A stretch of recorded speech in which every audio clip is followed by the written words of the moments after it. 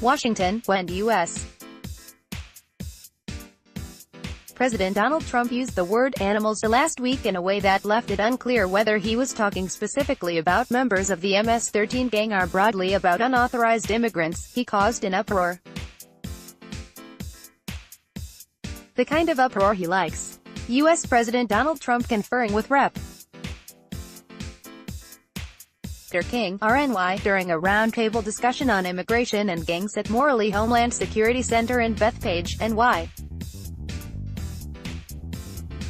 on May 23, 2018. Trump has returned to the immigration-heavy message that helped propel his own victory 2 years ago. Tom Brenner, NYT, he got to claim that Democrats who called his comment dehumanizing were taking the side of a brutal gang. He got to lambaste the media for allegedly twisting his words. And he got that same media to devote a few more news cycles to the subject of illegal immigration. Heading into the congressional midterm elections in November, Trump has returned to the immigration-heavy message that helped propel his own victory 2 years ago.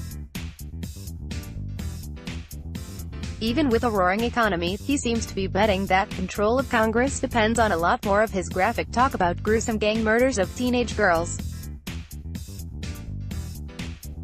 Democrats hold a consistent, though shrinking, lead in polls of voters' midterm intentions. Elections last year and early this year suggest that the Democratic base is far more motivated than the Republican base. This is a base election, said Republican strategist Ford O'Connell. The goal of the midterm is to fire up your base without hacking off independents. The one issue outside of the threat of impeachment that fires up Republicans and doesn't hack off independents is discussion about illegal immigration. Trump launched his 2016 campaign by calling Mexican immigrants criminals, rapists, and bringers of drugs. He was widely accused of racism.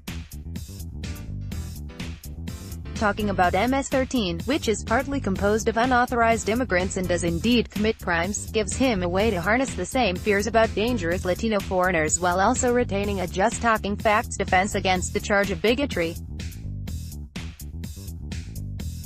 His critics say they are not fooled. Trump, they say, is not only strategically stoking xenophobia but is xenophobe himself. It kind of feels like he wants to bring hatred toward the Hispanic community by making everyone, especially his followers, believe that the Hispanic community is full of MS-13 gang members, when it's really not that way, said recent university graduate Alejandra Rodriguez, 25, of Houston, one of the dreamer immigrants brought illegally to the U.S. As a child, Trump is not merely using severe rhetoric on immigration. His policy is notably harsh. He has significantly ramped up arrests of unauthorized immigrants without criminal records. His administration announced in May that it would separate parents crossing the border illegally from their children. Facing pressure from their left, some moderate Republicans in heavily Hispanic or Democrat-friendly districts are pushing for a gentler stance, at least on the Dreamers. After a brief flirtation with positive words about Dreamers, Trump has seemed uninterested. Doubling down on controversial rhetoric as usual, the White House issued a press release Monday that referred 10 times to MS-13 members as animals. On Wednesday, he returned to Long Island, N.Y., which experienced a spate of MS-13 murders in 2016 and 2017, for another televised roundtable on the gang. The event was effective political theater. People of color emotionally thanked Trump for caring about them. The president sounded tough and empathetic. One notable remark, more than a half hour into the discussion, received little media attention. The police commissioner of local Suffolk County said, "There has not been an MS-13 murder in Suffolk County since April of 2017. Experts on the gang say it is indeed vicious." but they say Trump is wildly exaggerating its importance, attempting to turn a manageable menace that plagues a tiny minority of communities into an army-sized national boogeyman. It's almost like a war, where you're getting rid of somebody that's occupying your nation, Trump said in Long Island. The U.S. government says MS-13 exists in 40 states, but it is believed to have a major presence in fewer than 10. It is most active in Los Angeles, where it was founded in the 1980s by refugees from war in El Salvador, the New York City area, and the Washington, D.C. area. Hector Silva, a researcher at Insight Crime who has studied MS-13 for 2 decades, said other gangs Trump does not talk about are more active and more relevant, even in cities in which MS-13 does have a real presence. And MS-13, he said, is not even close to a drug cartel, as Trump described it last year. It is low-level drug selling by controlling street corners.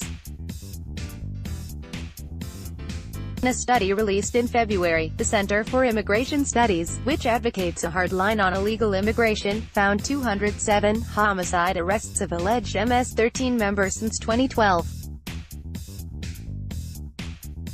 There have been more than 75,000 total U.S. homicides in that period.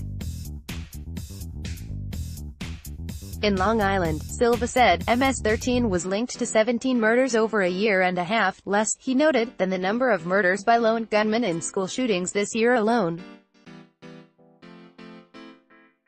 The district attorney of Suffolk County noted to the New York Times that there were 300 fatal opioid overdoses there in 2017, 6 deaths linked to MS-13. It is a criminal organization that is very cruel, that uses violence indiscriminately,